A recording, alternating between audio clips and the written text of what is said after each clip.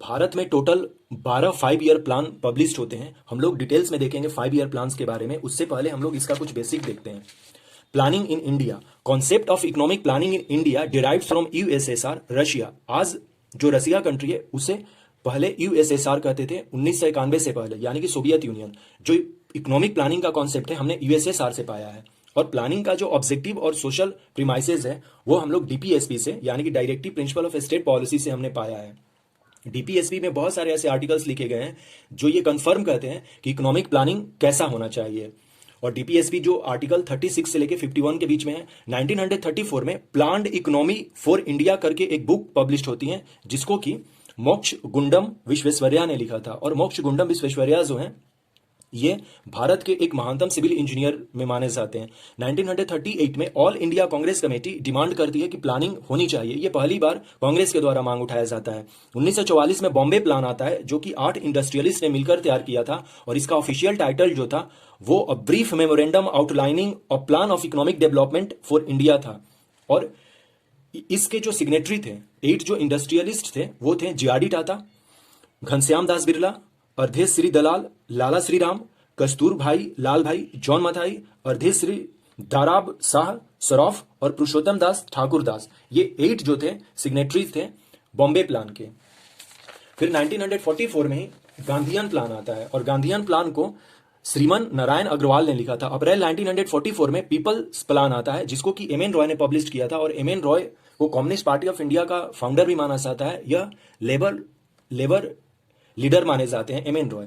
जनवरी 30, 1950 को सर्वोदय प्लान जयप्रकाश नारायण के द्वारा पब्लिश किया जाता है। अब हम लोग आजाद हो चुके हैं और हमारा जो कॉन्स्टिट्यूशन है 26 जनवरी 1950 को लागू भी हो गया है।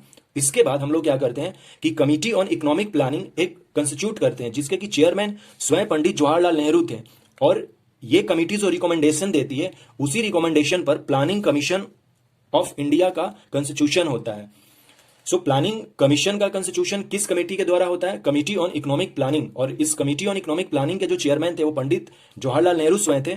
इसके रिकमेंडेशन पर प्लानिंग कमीशन बनता है। और प्लानिंग कमीशन जो है 15 मार्च 1950 को फॉर्म्ड होता है और 17 अगस्त 2014 को डिसॉल्व होता है। क्योंकि 15 अगस्त 2014 को जब प्राइम मिनिस्टर नरेंद्र मोदी भाषण दे रहे थे तब उन्होंने कहा था कि अब प्लानिंग कमीशन को हम लोग खत्म कर देंगे। तो अगले 2 दिन बाद ही 17 अगस्त को ही डिसॉल्व कर दिया गया था। और प्लानिंग कमीशन के जगह पर ही 1 जनवरी 2015 को नीति आयोग का फॉर्म्ड हुआ। अब हम लोग आते हैं, क्योंकि प्लानिंग कमीशन के ही द्वारा 5 ईयर प्लान जो है पब्लिश किए जाते थे तो इसलिए वो जानना जरूरी था सब कुछ।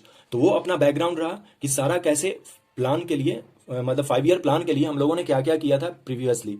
फर्स्ट 5 ईयर प्लान 1951 से लेकर 56 तक के बीच में चलता है। इसे हैरोड डोमार मॉडल भी कहते हैं। और इसमें जो टॉप प्रायोरिटी थी हमारी एग्रीकल्चर थी।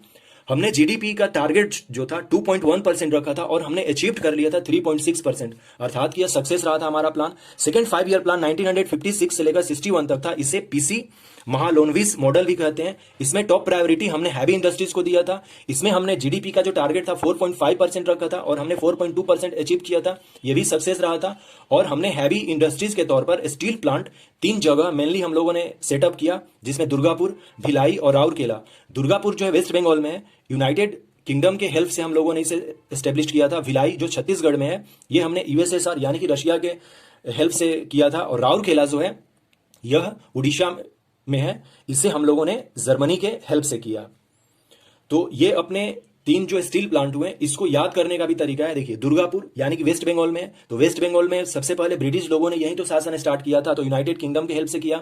भिलाई जो छत्तीसगढ़ में है हमने यूएसएसआर के हिसाब से किया, हेल्प से किया। और राउरकेला जर्मनी में रूर है, तो रूर के बेसिस पर ही राउरकेला का फाउंडेशन हुआ था। इसलिए जर्मनी को रूर से याद रखना है, क्योंकि हम लोग जानते हैं कि रूर जो क्षेत्र है जर्मनी में है और वो कोल के लिए काफी फेमस है।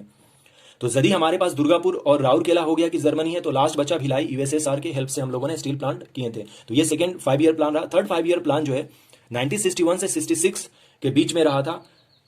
5.6% हम लोगों ने टारगेट इसका फिक्स कर लिया था, क्योंकि हमारे जो 2 प्लान थे वो सक्सेस हो गए थे, लेकिन हम लोग अचीव नहीं कर पाए। 2.7% ही अचीव कर पाए, क्योंकि 1962 में चाइना के साथ युद्ध हो गया और 1965 में पाकिस्तान के भी साथ युद्ध हो गया। तो ये जो प्लान था पूरी तरह से फेल हो गया था। इसे सुखमय चक्रवर्ती एंड प्रोफेसर सैडी मॉडल भी कहते हैं। इसे गडगिल योजना के नाम से भी जानते हैं।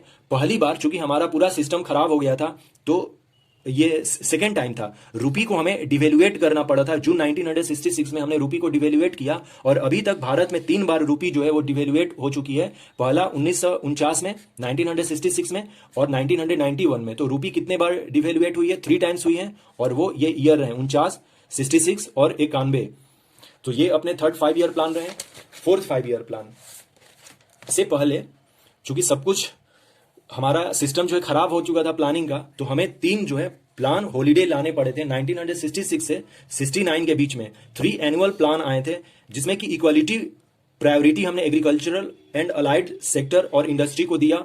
फोर्थ 5 ईयर प्लान 1969 से 74 तक रहता है, जिसे Ashok Rudra and Alan S Manne भी मॉडल कहते हैं। इसका जो ऑब्जेक्टिव था ग्रोथ विथ स्टेबिलिटी था, progressive achievement of self reliance, growth with justice and गरीबी हटाओ नारा इसी में दिया गया था। देखिए, यदि पूछा जाता है कि गरीबी हटाओ कब नारा दिया गया था फोर्थ 5 ईयर प्लान में, 5, 6 या 7 में, तो हमें बेहिचक होकर फोर्थ मारना चाहिए ऑप्शन को। क्योंकि देखिए, सबसे पहले बात तो आ जाएगी ना, तो ऐसा थोड़े कि हमने गरीबी हटाओ फोर्थ 5 ईयर प्लान में फिक्स कर दिया तो हमने 5 ईयर प्लान में उसे अचीव कर लेंगे या 6 में कर लेंगे। इसमें तो अभी तक हमने गरीबी को नहीं हटा पाए हैं, इसलिए ऑफिशियली इसका प्रूफ है।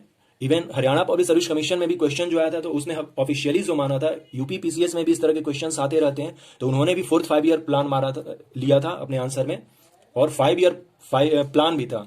तो गरीबी हटाओ जो है वो फोर्थ 5 ईयर प्लान से रिलेटेड है। ग्रोथ विथ जस्टिस यहीं से स्टार्ट होता है, फेल्ड हो जाता है due to adversely and climate and arrivals of refugee from Bangladesh. 1971 में बांग्लादेश के साथ लड़ाई, ये पाकिस्तान के साथ फिर से लड़ाई हुई थी, जिसमें कि बांग्लादेश को हमने इंडिपेंडेंट कराया था। तो बांग्लादेश के रिफ्यूजी थे जो वो इंडिया में काफी आ गए थे, और साथ में एडवर्स क्लाइमेट हो गया था, तो ये भी प्लान जो है फेल हो गया था। जो फिफ्थ 5 ईयर प्लान है 1974 से 79 तक था, इसमें भी गरीबी हटाओ और सेल्फ रिलायंस को हमने बढ़ाया, लेकिन 1978 में जनता गवर्नमेंट आती है जो इसे हटा देती है, यानी कि टर्मिनेट कर देती है 5 ईयर प्लान को। फिर रोलिंग प्लान ले आती है जनता गवर्नमेंट जो है, 1978 से 88 तक चलता है, और फिर 6th 5 ईयर प्लान आता है 1980 से 85 के बीच में, क्योंकि फिर 6th 5 ईयर प्लान में 1980 में इंदिरा गांधी आज आती हैं। यहां पर इंटीग्रेटेड रूरल डेवलपमेंट प्रोग्राम लागू होता है, मिनिमम नीड्स प्रोग्राम लागू होता है। फिर 7th 5 ईयर प्लान 1985 से 90 के बीच में रहता है। एनुअल प्लान फिर आते हैं 1990 से 91, 91 से 92 2 एनुअल प्लान आते हैं बीच में। फिर 8th 5 ईयर प्लान आता है 1992 से 97 तक। इसमें पीबी नरसिम्हा राव और मनमोहन सिंह ने मिलकर एलपीजी को इंट्रोड्यूस किया था, यानी कि लिबरलाइजेशन, प्राइवेटाइजेशन और ग्लोबलाइजेशन का कॉन्सेप्ट जो है 8th 5 ईयर प्लान में आता है। अब यहां से जो है रेगुलर 5 ईयर प्लान आएंगे। 9th 5 ईयर प्लान 1997 से 2002 तक चलता है, जिसमें कि growth with social justice and equality concept था इसका। 10th 5 ईयर प्लान 2002 से 7 के बीच में to eradicate poverty and unemployment and to double per capita income हम लोग इसका टारगेट रखते हैं। 11th 5 ईयर प्लान 2007 से 12 तक रहता है, और इसका जो ऑब्जेक्टिव था faster and more inclusive growth. और 12th 5 ईयर प्लान जो था, इसका ऑब्जेक्टिव था faster, sustainable and more inclusive growth. और जो 12th 5 ईयर प्लान था 2012 से 17 के बीच में था, तो 2017 तक ये चला, और उसके बाद फिर नीति आयोग ने अपना डॉक्यूमेंट जारी किया कि अब हम लोग किस तरह से प्लान करेंगे, क्योंकि 2014 में तो ही नीति आयोग टर्मिनेट हो गई है और 2015 में नीति आयोग आ गई है। 2014 में प्लानिंग कमीशन टर्मिनेट हो चुकी है, और 2015 में 1 जनवरी को नीति आयोग आती है। तो ये अपने टोटल 12th 5 ईयर प्लान हो गए, जिसका कि हम लोगों ने कॉन्सेप्ट देखा। अब हम लोग देखते हैं टाइप्स ऑफ प्लानिंग, कितने तरह के प्लानिंग्स होते हैं। नंबर फर्स्ट, इम्परेटिव प्लानिंग, इसमें सेंटर डिसाइड करता है। इंडिकेटिव प्लानिंग, इसमें स्टेट सेट्स ब्रॉड पैरामीटर्स करते हैं। पर्सपेक्टिव प्लानिंग, लॉन्ग टाइम के प्लानिंग को पर्सपेक्टिव कहते हैं, जो कि 15 से 20 साल के लिए प्लानिंग होती है। हाईली स्पेशलाइज्ड टास्क इसमें दिया जाता है। रोलिंग प्लान जो होता है 3 डिफरेंट स्टेप में पूरे होते हैं। फर्स्ट में करेंट ईयर के लिए, सेकंड में फिक्स नंबर ऑफ ईयर 2 से 5 साल के लिए, और थर्ड जो होता है पर्सपेक्टिव प्लान के तौर पे आ जाता है। और पर्सपेक्टिव प्लान को हम लोगों ने देखा कि 15 से 20 लॉन्ग टर्म में होता है, तो यह 10, 15 और 20 साल के हो सकते हैं। सो रोलिंग प्लान जो है ये कंबाइंड फॉर्म है 3 डिफरेंट स्टेप्स में। कोर प्लान जो है, यह प्लानिंग कमीशन आस्क करता है कि states their projected revenue estimate to determine. Core plan इसको कहते हैं। फिर आता है मॉडल्स ऑफ इकोनॉमिक डेवलपमेंट। हम लोगों ने किस तरह के मॉडल्स को एडॉप्ट किया था, तो पहला नेहरू महालोनविस मॉडल को एडॉप्ट किया था, जो कि फर्स्ट 5 ईयर प्लान से यह स्टार्टिंग हुआ था हमारा। State controlled the commanding Heights of the economic through the public sector. Public sector के द्वारा जो है इसमें काफी इंपॉर्टेंस रहता है, पब्लिक सेक्टर को इसमें इंफेसाइज किया जाता है नेहरू महालनोबिस में, और इसी के चलते यहाँ पर हम लोगों ने ओएनजीसी, सेल, भेल, गेल, ये जितने सारे पब्लिक सेक्टर है वो सब नेहरू महालनोबिस मॉडल्स पर है। गांधीयन मॉडल ऑफ ग्रोथ जो है हम लोगों ने देखा कि 1944 में श्रीमन नारायण अग्रवाल ने इसे पब्लिश किया था। इसका मतलब ये होता है गांधीयन मॉडल में कि to raise the material as well as the cultural level, attainment of maximum self sufficiency in village communities.